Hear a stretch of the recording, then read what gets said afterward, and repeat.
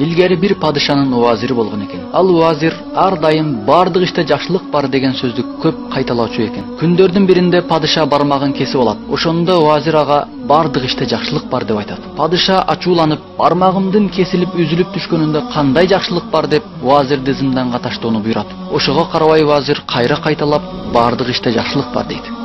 Падыша ар жума сайын эс алуу үчүн саякатка чыгууну адат кылган эле. Ошол саякаттардын биринде бир жерге барат. Ал жерде таштарга сыйынган бутпарастар жашайт эле. Алар падышаны кармап алып, аны таш кудайчаларына курмандык кылууну чечишет.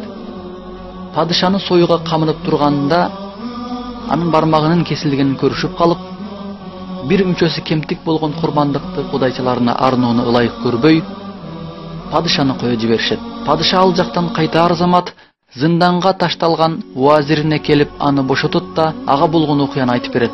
Жана андан сурайт: кесилген бармагым себептүү өлүмдөн кутулганым мен үчүн жакшылык болсо, а сенин зынданга түшкөнүңдө сен үчүн кандай жакшылык бар дейт.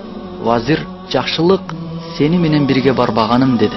Андай болбогондо бүгүн бутка арналган курмандык сенин ордуңа мен болуп калмакмын дейт.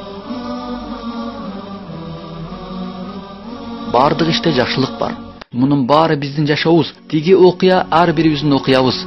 Бардыгыбыздын жашообуз падышанын жашоосуна окшош. Анын уазирин окшогон адамдарды көрсөк ачууланабыз. Бирок эгерде биз кайыпты көрө алганыбызда тагдырыбызга жаман күмөн кылгандыгы үчүн 1000 мертебе сажда кылар элек.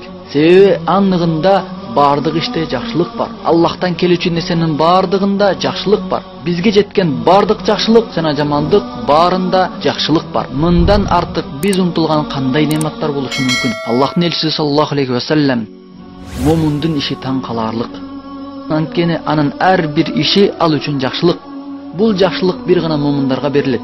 Эгер ага бир кубаныч жетсе, шүгүр кылат, бул ал үчүн жакшылык. Эгер ага кыйынчылык жетсе, сабыр кылат, бул да ал үчүн жакшылык деп айтат.